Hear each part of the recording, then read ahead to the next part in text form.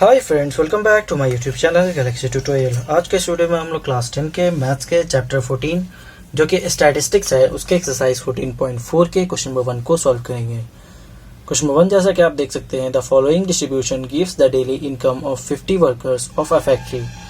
ये जो यहाँ पे टेबल दिया हुआ है, ये जो है 50 वर्कर्स किसी फैक्ट्री में काम करते हैं, उनका डेली इनकम, उनके डेली इनकम के बारे में आपको बता रहा है। ठीक है, कि वो डेली दिन में कितना कमाते हैं। तो जैसे यहाँ पे आप टेबल देख सकते हैं, डेली इनकम यहाँ पे रुपीज में लिखा हुआ है और यहाँ पे नंबर ऑफ वर्कर्स। जैसे 100 से 120 रुपीज जो है 12 वर्कर कमाते हैं। कि 100 से 120 के बीच के कितने वर्कर कमाते हैं दोस्तों? 12। उसी तरह 120 से 140, 120 से 140 रुपया कितने वर्कर डेली कमाते हैं?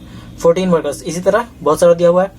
आपको यहाँ लिख रहा है convert the distribution above to the less type cumulative frequency distribution and it's अजीव। देखिए यहाँ पे आपको कह रहा है कि ये जो टेबल है ना, सिंपली आपको ग्राफ पे ड्रॉ करना है। ठीक है, किस तरह से? तो लेस देन टाइप में आपको ड्रॉ करना है। तो लेस देन टाइप क्या होता है ये हम लोग आगे देखेंगे, लेकिन सिर्फ आपको अभी इतना समझना है कि इस टेबल के हिसाब से आपको क्या ड्रॉ करना है, ग्राफ ड्रॉ करना है। तो अब जानिए कि ग्राफ जब भी हम ड्रॉ करते हैं तो हम लोग किस चीज का ध्यान देते हैं। सबसे पहले ग्राफ ड्रॉ करने के लिए आपको कोऑर्डिनेट चाहिए, एक्स और वाई कोऑर्डिनेट, है ना दोस्तों। एक्स कॉमा वाई बिल्कुल चाहिए आपको। बगैर एक्स और वाई कोऑर्डिनेट के आप किसी ग्राफ पे कुछ प्लॉट ही नहीं कर सकते हैं, नहीं कर सकते हैं। तो हम लोग को सबसे पहले क्या चाहिए, किसी भी ग्राफ को ड्रॉ करने के लिए एक्स और वाई कोऑर्डिनेट। और इससे बोल रहा है कि ग्राफ ड्रॉ कीजिए, तो सबसे पहले इससे हम लोग एक्स और वाई कोऑर्डिनेट इसका फाइंड करेंगे, उसके बाद हम लोग ग्राफ को ड्रॉ कर सकते हैं। तो चलिए सबसे पहले एक्स और वाई कोऑर्डिनेट को हम लोग फाइंड कर लेते हैं। यहाँ सबसे पहले जो भी टेबल आपका दिया हुआ है उसको बना लीजिए। टेबल हमारा जैसा है वैसे हम बना लेंगे। सबसे पहले डेली इनकम है ना, ये किस चीज में? इन रुपीज में। ठीक है, इसको लिख लेंगे। कितना है दोस्तों? 100 to 120, फिर आपका 120 to 140, फिर आपका 140 to 160, फिर आपका 160 to 180 और लास्ट है आपका 180 to 200। ठीक है, ये ना था आपका इन रुपीज में। इसके बाद आपका है नंबर ऑफ वर्कर्स, इसको भी लिख लेंगे। नंबर ऑफ वर्कर्स में आपका सबसे पहले 12 है, 14 है, 8 है, 6 है, 10 है।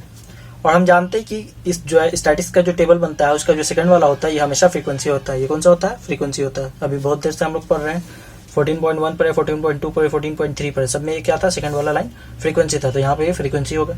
उसके बाद हम लोगों को क्या चाहिए? एक्स और वाई का वैल्यू चाहिए। ठीक है, एक्स का वैल्यू कैसे निकलेगा? देखिए, क्योंकि यहाँ पे बोल रहा है less than type cumulative frequency graph बनाना है आपको। किस तरह बनाना है? Less than type. Less than type में दोस्तों ग्राफ जो बनता है ना, तो उसका जो लाइन जाता है ग्राफ का वो नीचे से ऊपर जाता है। ठीक है, अभी आप ग्राफ देखिएगा तो आपको समझ में आ जाएगा, नीचे से ऊपर जाता है। और जब चूंकि यहाँ पे मेंशन है कि यार लेस देन टाइप आपको बन रहा है, तो लेस देन टाइप में जब भी आपको एक्स का वैल्यू निकालना है ना, वो जो भी ग्राफ दिया हुआ है ना उसका अपर लिमिट जो है एक्स का वैल्यू हो जाता है लेस देन टाइप में। ठीक है, यहाँ पे जैसे ये वाला ग्राफ है तो इसका अपर लिमिट कौन सा है? इसका अपर लिमिट ये सब है ना, जो बड़ा वाला है, बड़ा वाला यही सब ना है। तो यही आपका एक्स का वैल्यू हो जाएगा। ठीक है, जब लेस देन टाइप बोलेगा। और मोर देन टाइप बोलेगा तो जो छोटा वाला है वो एक्स का वैल्यू हो जाएगा। ठीक है, ये इसके पीछे एक लॉजिक भी है। लॉजिक ये है कि लेस देन टाइप मतलब अगर इसके बारे में हम बात करेंगे तो लेस देन 120 होगा, है ना। 120 से छोटा बोलेंगे, लेस देन 120। ये तो नहीं बोल सकते हैं कि लेस देन 100, लेस देन 100 तो इसके बीच में है नहीं। 100 से 120 के बीच में कौन सा आएगा? 120 से छोटा और 100 से बड़ा। तो लेस देन 120 और मोर देन 100। ठीक है, इसलिए लेस देन के टाइम में हम लोग ये जो राइट वाला है, ये जो बड़ा वाला है, ये जो अपर लिमिट है, इसको हम लोग लेस देन टाइप में एक्स का वैल्यू मानते हैं। तो यहाँ पे लिख लेंगे अपर लिमिट। एक्स का वैल्यू क्या? एक्स का मतलब क्या होता है? Upper limit. ठीक है, ऑफ क्लास। इस क्लास का क्या होगा? Upper limit. तो इस क्लास का अपर लिमिट कौन कौन सा है? 120 है पहला, 140 है, 160 है, 180 है और 200 है।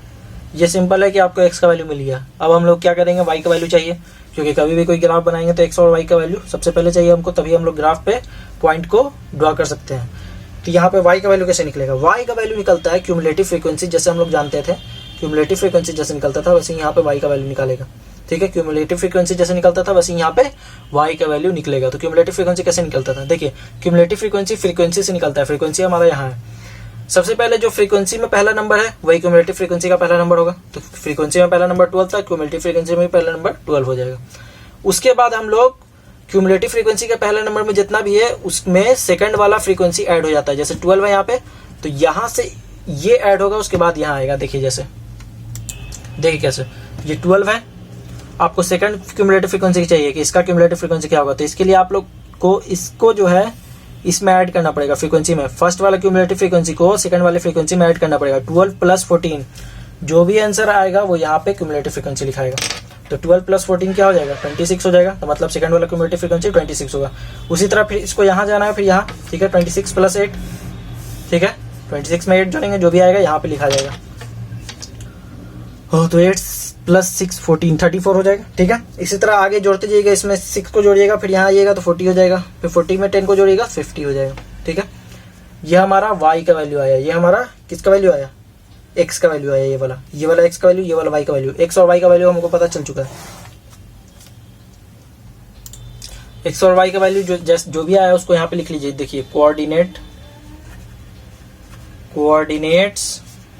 x, y, x, y से ही ना हम लोग लिखते हैं, तो ये हमारा आ चुका है।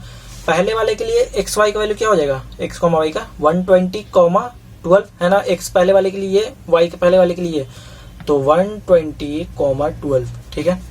इसी तरह दूसरे वाला 140, 26, फिर तीसरा 160, 34, फिर चौथा 180, 40, फिर पांचवा 200, 50। ये देखिए, ये आपको कोऑर्डिनेट मिल चुका है। अब आप लोग चाहें तो इजी वे में ग्राफ बना सकते हैं। तो चलिए ग्राफ भी अब बना लेते हैं। तो चलिए ग्राफ बनाते हैं। अब फ्रेंड्स, ग्राफ जो है आप हमेशा पेंसिल से बनाइएगा, चूंकि मुझे यहाँ पे रिकॉर्डिंग करना है और रिकॉर्डिंग करने में पेंसिल का उतना अच्छे से साफ से नहीं दिखता है, लाइट पड़ता है, तो इसीलिए मैं पेन का यूज़ करता हूँ, ठीक है। आपको पेंसिल का ही यूज़ करना है, नहीं तो पेन से आपका ग्राफ जो है हमेशा गलत बना है, ठीक है, गलत दिखेगा कि वो गलत है। कोई भी अगर एग्जाम में आप गलती से पेन से बना दीजिएगा तब तो बिल्कुल आपका नंबर कट जाएगा। लेकिन चूंकि यहाँ पे नहीं दिखता है पेंसिल से, इसलिए मैं सिर्फ समझाने के लिए यहाँ पेन से बना रहा हूँ। चलिए देख लेते हैं। ये देखिए, ये होता है हमारा ओरिजिन, होता है ना, ये हमारा एक्स एक्सिस और ऊपर में हमारा वाई एक्सिस, नीचे में निगेटिव वाई और लेफ्ट साइड में निगेटिव एक्स। इसी को हम लोग एक्स डैश भी बोलते हैं, वाई डैश भी बोलते हैं, निगेटिव एक्स और निगेटिव वाई को, ठीक है। अब हम लोग क्या करेंगे, नंबर लिखेंगे कि कौन कौन सा नंबर का हमको जरूरत पड़ेगा। तो यहाँ पे वाई एक्सिस में देखिए और एक्स एक्सिस में देखिए, दोनों साइड में हमको नंबर पता चल चुका है। एक्स एक्सिस में आपका 120, 140, 160, 180, 200, ठीक है। अगर हम लोग यहाँ पे 1, 2 से स्टार्ट करेंगे, 1, 2, 3, 4, 5, 6, तब तो किसी कीमत पे ये 120 यहाँ पे नहीं आ पाएगा, नहीं ना पाएगा।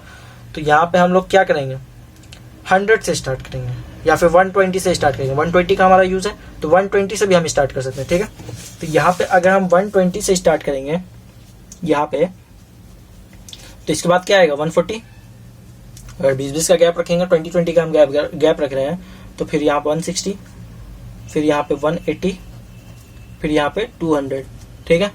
सब के बीच में अगर आप ध्यान से देखें तो 120 के बाद 140, 140 के बाद 160, 160 के बाद 180, 180 के बाद 200, सब के बीच में कितने कितने का गैप है दोस्तों, 20 का है। लेकिन अगर आप यहाँ देखें 0 से 120 में कितने का गैप है, 120 का गैप है बीच में, है ना।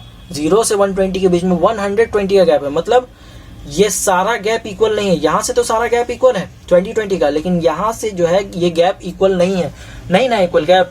तो जब इस तरह का रहता है कि जब बाद का सब गैप इक्वल है, लेकिन आपको छोटा बनाना, क्योंकि हम लोग यहाँ पे 20 से ले नहीं सकते, तो 20, 40, 60, फिर 80, फिर 100, बहुत लंबा चला जाता है, यहाँ पे अट नहीं पाता, इसलिए हम लोग ऐसा किए हैं 120 से ही हम डायरेक्ट लिए। तो जब भी इस तरह का रहे कि गैप बहुत ज़्यादा है, तो यहाँ पे हम लोग इस तरह का साइन डालते हैं, ये, ठीक है, इस तरह का साइन। इसको हम लोग क्या कहते हैं दोस्तों, किंक। और किंक का मतलब होता है सिकुड़ना, मतलब कि इससे पहले का जो भी नंबर है ना, वो इन दोनों के बीच में सिकुड़ गया है, ठीक है। 0 से 120 के बीच का नंबर यहाँ पे सिकुड़ा हुआ है, हम लोग को दिख नहीं रहा है। ये मैथ का एक तरीका बनाने का, ठीक है। तो इसको अगर आप नहीं दीजिएगा, इस साइन को, सिकुड़ने को साइन को, किंग के साइन को अगर आप नहीं दीजिएगा तो ये आपका मैथ गलत हो जाएगा, ये आपके ग्राफ में नंबर कट सकता है। लेकिन जैसे ही आप किंग का साइन दीजिएगा आपका 100% ग्राफ सही बनेगा। ठीक है, तो चलिए इसको हम लोग, ये एक्स एक्सिस में तो हम लोग नंबर प्लॉट कर दिए, अब हम लोग वाई एक्सिस में नंबर प्लॉट कर देते हैं। तो वाई एक्सिस में देखिए 12 है, 26 है, 34 है, 40 है और 50 है। तो यहाँ पे अगर हम लोग 10-10 का गैप भी रखेंगे तो हमको काम चल जाएगा ना। तो यहाँ पे चलिए 10-10 का गैप लेते हैं। सबसे पहले यहाँ पे 10 लेंगे, फिर 20, फिर 30, फिर 40, फिर 50 और एक एक्स्ट्रा मान लीजिए 60। ठीक है, यहाँ पे भी एक एक्स्ट्रा चाहे तो आप ले सकते हैं 220। ठीक है, ऐसे कोई एक्स्ट्रा का जरूरत है नहीं, लेकिन फिर भी आप चाहें तो साफ दिखने के लिए ले सकते हैं। कॉमनली लोग एक एक्स्ट्रा लेके बनाते भी। अब हम लोग यहाँ पे कोऑर्डिनेट सब देखेंगे। सबसे पहला है 120, 12। तो सबसे पहले देखिए 120 किस एक्सिस में होगा, एक्स एक्सिस में, क्योंकि पहला वाला जो होता है वो एक्स एक्सिस होता है, दूसरा वाला जो है वाई एक्सिस होता है। तो पहले 120 है तो 120 होगा हमारा एक्स एक्सिस में, तो 120 तो यहाँ पे। और वाई एक्सिस में कहाँ आपको जाना है, 12 में। तो देखिए वाई एक्सिस ये ऊपर जा रहा है, तो इसमें 10 यहाँ पे है ना, तो 11 और 12 इससे थोड़ा हटेंगे, ऊपर जाएंगे। ठीक है, और 120 यहाँ पे, तो यहाँ पे 1 2 यहाँ पे आएगा, देखिए है ना, यहाँ आएगा ना ये पॉइंट। ये देखिए एक्स एक्सिस में 120 है और वाई एक्सिस में कहाँ जा रहा है, 12 पे। यहाँ पे 10 आया था, 11 और 12 पे गया। ठीक है, तो ये पॉइंट हो गया पहला। इसको हम लोग नेमिंग कर देंगे, जो भी हमारा कोऑर्डिनेट का नाम है। 120,12 है ना, तो लिख लेंगे 120,12 हमारा यहाँ पे आया। ठीक है, अब दूसरा है पॉइंट आपका 140,26 है ना, 140,26। तो चलिए दे देते हैं 140 कहाँ है, 26 कहाँ है। 140 यहाँ आ गया, 26 कहाँ है, देखिए 20 तो यहाँ पे आ गया, फिर 25 यहाँ पे, ये जो बोल्ड लाइन है ये बीच वाला, ये 25 का हो गया। अब इससे एक ऊपर बढ़ेंगे तो 26 आ जाएगा, है ना, एक ऊपर बढ़ेंगे तो। और 140 यहाँ पे, तो यहाँ पे आपका यहाँ आ जाएगा, देखिए ये पॉइंट हमारा 140,26 का हो गया। इसको लिख लेंगे 140,26। अब तीसरा पॉइंट देखेंगे। तीसरा पॉइंट है आपका 160,34। ठीक है, 160,34। तो 160 तो यहाँ पे आपका, 34 कहाँ है, तो 30 यहाँ पे, इससे 4 ऊपर बढ़ जाएंगे। तो 1 2 3 4 यहाँ पे बढ़ा, और इसके हिसाब से 140 यहाँ पे, सॉरी 160,34 है तो 160 यहाँ पे, और 34 में 1 2 3 4 यहाँ आया। यहाँ पर क्या हो गया, 160,34 नाम दे देंगे 160,34। अब इसके बाद आपका क्या है दोस्तों, इसके बाद आपका 180,40। तो 180 तो आपका यहाँ पे है ना, 180 यहाँ आ जाएगा और 40 यहाँ है, तो 40 का सीधा लाइन यहाँ पे आएगा, 180 यहाँ पे, ये दोनों यहाँ पे मिलेगा, तो ये पॉइंट हो जाएगा 180,40। ठीक है, अब आपका लास्ट बचा 200,50। 200 कहाँ है दोस्तों, 200 यहाँ है, और 50 कहाँ है, 50 यहाँ है। 50 और 200 यहाँ गया, 50 यहाँ आया, यहाँ दोनों मिल जाएगा 200,50। ये आपका सब प्लॉटिंग हो गया ना, कोई भी नहीं बचा आपका। 5 था, पांचों प्लॉट हो गया है।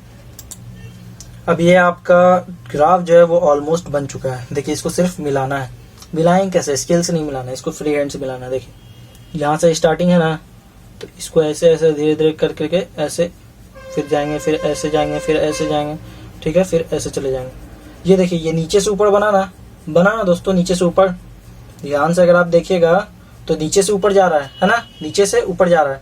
तो यही लेस देन टाइप में हम पहले ही आपको बताया था कि ये नीचे से ऊपर इसका ओजाइव जाता है, इसको ओजीव कहते हैं। ठीक है, ओजाइव। ठीक है, और इससे पहले ये अभी खत्म नहीं हुआ है। यहाँ पे जो है, जो भी चीज आप y का वैल्यू लिए हैं, जैसे y के वैल्यू को हम लोग क्या लिए, CF लिए हैं, CF को y का वैल्यू लिया है ना। यहाँ जैसे कि आप देख सकते हैं y के वैल्यू को क्या लिए हैं, CF लिए हैं। तो यहाँ पे हमको लिखना पड़ेगा कि y का वैल्यू हम किसका लिए हैं। तो ये जो लिखेंगे, ये नीचे से जो ऊपर गया है, ये हमारा क्या है, CF है, CF। ठीक है, या फिर आप पूरा भी लिख सकते हैं, क्यूमुलेटिव फ्रीक्वेंसी इसका ये है हमारा। और यहाँ पे जो ये है ना, ये जो इधर से इधर जा रहा है, ये हमारा कौन सा है, ये हम upper limit of the class, ये क्या लिया था, upper limit of the class, इस क्लास का अपर लिमिट को लिया था। तो यहाँ पे सिर्फ आप अपर लिमिट भी लिख सकते हैं या फिर अपर लिमिट ऑफ क्लास भी लिख सकते हैं।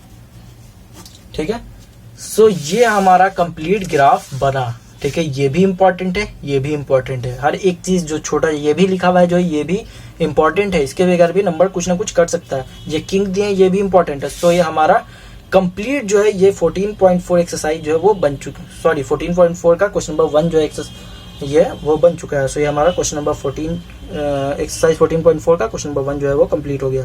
So thanks for watching friends. अगर आपको ये वीडियो अच्छा लगा हो तो वीडियो को लाइक कीजिए, हमारे चैनल को सब्सक्राइब कीजिए और अपने फ्रेंड्स के साथ शेयर कीजिए और बेल आइकन को भी प्रेस कीजिए ताकि हमारे लेटेस्ट वीडियो का अपडेट आप तक सबसे पहले बन सके। तो मिलते हैं दोस्तों अगले वीडियो में, तब तक के लिए good bye and take care.